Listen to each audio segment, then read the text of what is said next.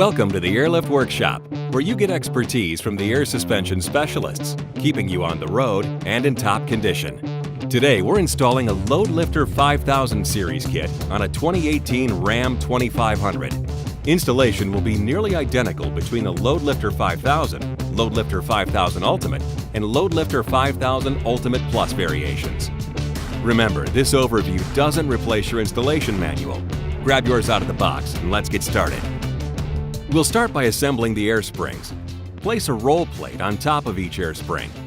Then attach a swivel elbow fitting to the top of the air springs and tighten with your finger. Then tighten with a wrench 1.5 turns. Next, insert carriage bolts into the back square holes of the upper bracket. Then secure the bracket to the top of the air springs with button head screws. The upper air spring brackets will mirror each other, creating a left and right hand assembly. Install the thick, flat washer onto the lower bracket with a hex bolt, flat washer, and nylon lock nut. Insert the long carriage bolts into the square holes in the lower bracket. Flip the air spring assemblies over and set a roll plate on the bottom of the air spring. Install the lower bracket onto the air spring assembly so that the large washer will be forward of the axle once installed. Attach using flathead screws. Now it's time to install the finished assemblies. Raise the truck with a floor jack and support the frame with jack stands, making room for the air spring assembly. For filming purposes, we're using a drive-on vehicle hoist. On some models, there's a small vent tube on the left side axle that needs to be tied on an angle with a zip tie. Use the small hole next to the coil spring seat to angle the tube out of the way. Remove the jounce bumpers from both sides. Attach the upper frame brackets to the frame. Make sure the large hole is on the outside of the frame.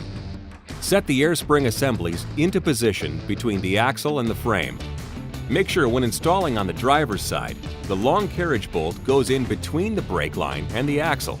Carefully align the upper air spring brackets, making sure the carriage bolt and fitting line up. Raise the axle or lower the frame so that the brackets come together. Insert a carriage bolt through the open front holes from the bottom up and cap with a flat washer and nylon lock nut.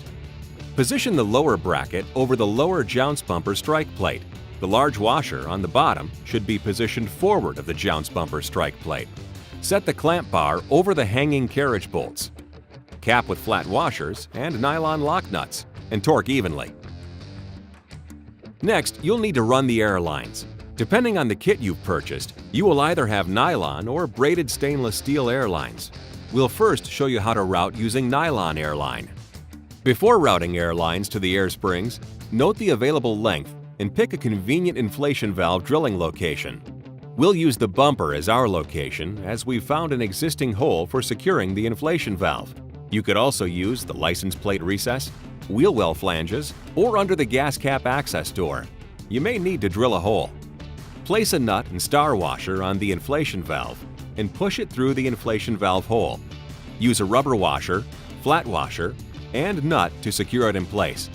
Then twist on the valve cap. When cutting air lines, never cut from the side or with wire cutters. You'll leave a jagged edge and ruin the hose. Instead, use a sharp razor blade to get a square, clean cut. A hose cutter will also do the trick. Now, route the longest airline path first. Secure it along the frame using the provided zip ties. Once routed, measure an extra 12 inches, then cut the airline. Following the same guidelines, route, secure, and cut the second airline. Now insert both lines into the push-to-connect fittings. If you're installing our Ultimate Plus kit with stainless steel air lines, route the stainless steel braided air lines from each air spring to a location you intend to mount each Schrader valve. Use zip ties to secure to the chassis in 6 to 8 inch intervals. The airline can then be secured onto both the swivel fitting on the air spring and the Schrader valve by tightening finger tight, then using 2 wrenches to turn an additional flat or 1/6 of a turn. Make sure not to over-tighten. Coil and secure any excess air line in an area where it will not be susceptible to damage. The braided line cannot be trimmed. When integrating with an onboard air compressor, you'll need to use the AN to push-to-connect fitting included with the kit and connect using nylon air line. To make sure your airlift kit is airtight, inflate the system to 30 psi and spray a soapy solution on all connections and valves while checking for exiting air bubbles.